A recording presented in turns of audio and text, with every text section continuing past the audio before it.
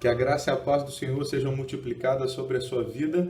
É um prazer mais uma vez estar aqui com vocês, ampliando então a palavra que Deus tem nos dado no domingo. Nessa semana faremos menos vídeos, né? 4 vídeos nós faremos, ao mesmo tempo que retomaremos os pontos principais da palavra de domingo. Também tentaremos ampliar estes pontos a fim de que você os fixe. Amém? Qual é a importância da Bíblia na sua vida? Eu sei que a obviedade da resposta pode nos impedir de pensar seriamente sobre isso. Não é tão difícil nós vermos cristãos dizendo: a Bíblia é a base de fé e prática da minha vida, a Bíblia é a palavra de Deus. Mas será mesmo que ela tem influência na maneira com que olhamos para o mundo e como padrão para as nossas escolhas diárias? Já se perguntou isso? Quanto da Bíblia você de fato conhece? Do que esse livro está falando no fim das contas? Como ele é importante para interpretar a minha realidade? Como ele fala comigo durante o meu dia? Pois bem, essa semana nós vamos falar disso e hoje eu quero começar essa reflexão lendo para você um parágrafo aleatório de um dos livros mais interessantes que eu já li, mais gostosos de ler, Crônicas de Nárnia, do C.S. Lewis. Eu estou aqui com o livro 3 dos 7 livros que compõem essa narrativa. C.S. Lewis é um escritor cristão muito famoso. Provavelmente você já tenha visto o filme As Crônicas de Nárnia. Eu vou ler aqui um texto aleatório que eu vou tirar aqui agora, dentro do texto deste livro, para compartilhar com vocês reflexões importantes sobre texto, história e relevância. Vamos lá?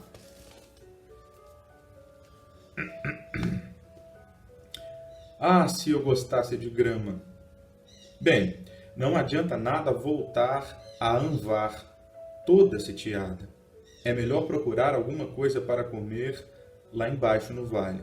Sentindo o orvalho gelado nos pés descalços, chegou a uma mata. Passou a seguir uma espécie de trilha sob as árvores e logo depois ouviu uma vozinha. Bom dia, vizinho. Tentou localizar quem falara e acabou descobrindo uma criatura toda espinhenta que lhe acabava de enfiar a carinha escura entre as árvores. Era um porco-espinho. Shasta respondeu: Bom dia.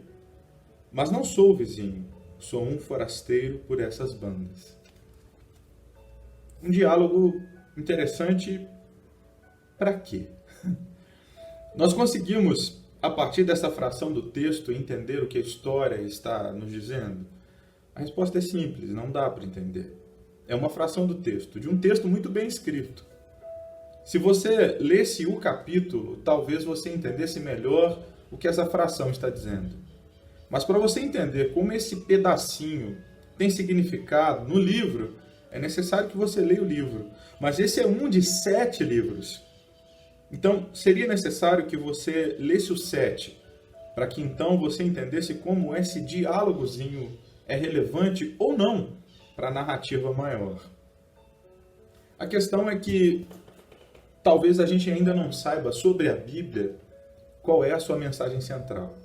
E isso nos dificulte perceber qual é a relevância de cada um dos pequenos textos que estão dentro dela. Ao contrário das Crônicas de Nárnia, que são uma série aqui de 7 livros, pelo menos na edição que eu apresento a vocês, são 7 livros contando a história de uma terra. C.S. Lewis, no fim das contas, para adiantar a nossa conversa, ele está falando de Jesus. O grande personagem dos 7 livros das Crônicas de Nárnia é um leão chamado Aslan, que é uma figura de Cristo. C.S. Lewis, mais uma vez digo, é um grande escritor e um grande escritor cristão.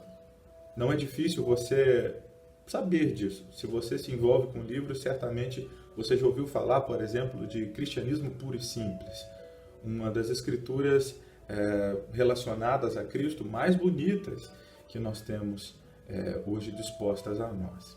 Pois bem, se é difícil apesar de C.S. Lewis ter a mesma maneira de escrever os 7 livros e a mesma genialidade para expressar esta história, se é difícil para nós pegarmos um dos 7 livros e lendo uma parte destes, nós não conseguimos, a partir desta fração, entender o todo. Por que a gente acha que lendo uma fraçãozinha da Bíblia, apontando de vez em quando, nós vamos conseguir entender a narrativa inteira? Será que nós respeitamos a Escritura quando damos valor apenas a pequenas frações do texto, sem entender o que o texto todo quer nos dizer? Será que a gente se pergunta sequer do que a Bíblia está falando?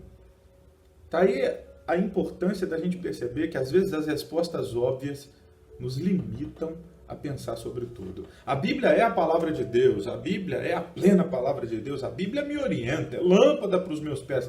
Irmão, sinceramente, será que a Bíblia tem poder de influenciar a nossa rotina, as nossas decisões? É importante a gente perceber que a interpretação da realidade é algo que nós fazemos como seres humanos o tempo todo. Nós buscamos sentido o tempo todo. E o ser humano é a única espécie sobre a Terra que tem esta condição. É a única criatura de Deus que significa a sua existência. Cachorro é cachorro em qualquer lugar.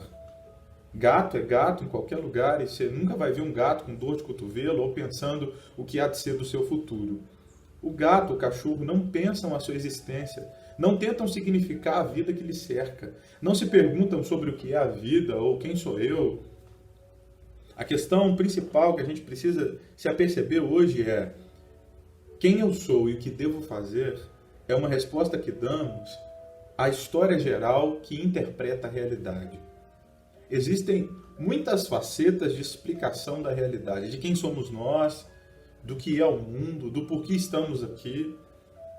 E o seu lugar no mundo e a resposta que você dá para essa realidade depende da história que você pensa fazer parte. A Bíblia não é só um livro que conta histórias, apesar de ser um livro nos dado por Deus como uma história. E uma história complexa. São 66 livros entre 2 capas de couro. 66 livros escritos por mais de 40 autores.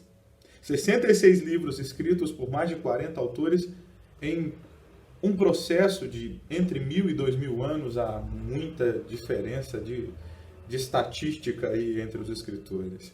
O último livro que eu estou lendo a respeito disso, E Deus Falou na Língua dos Homens, do Paulo One, lá Paulo One afirma que a Bíblia foi escrita num processo de 2.000 anos entre o primeiro escrito e o último escrito. Mas apesar dos estudiosos divergirem no espaço de tempo, é fato que é um espaço de tempo muito grande. C.S. Lewis escreveu as Crônicas de Nárnia com a mesma narrativa, com a mesma maneira de escrever, com o mesmo talento de escrever. A Bíblia não é assim. São mais de 40 autores escrevendo a partir de contextos histórico-culturais muito diferentes. E esses 66 livros têm maneiras de dizer diferentes. São obras literárias diferentes.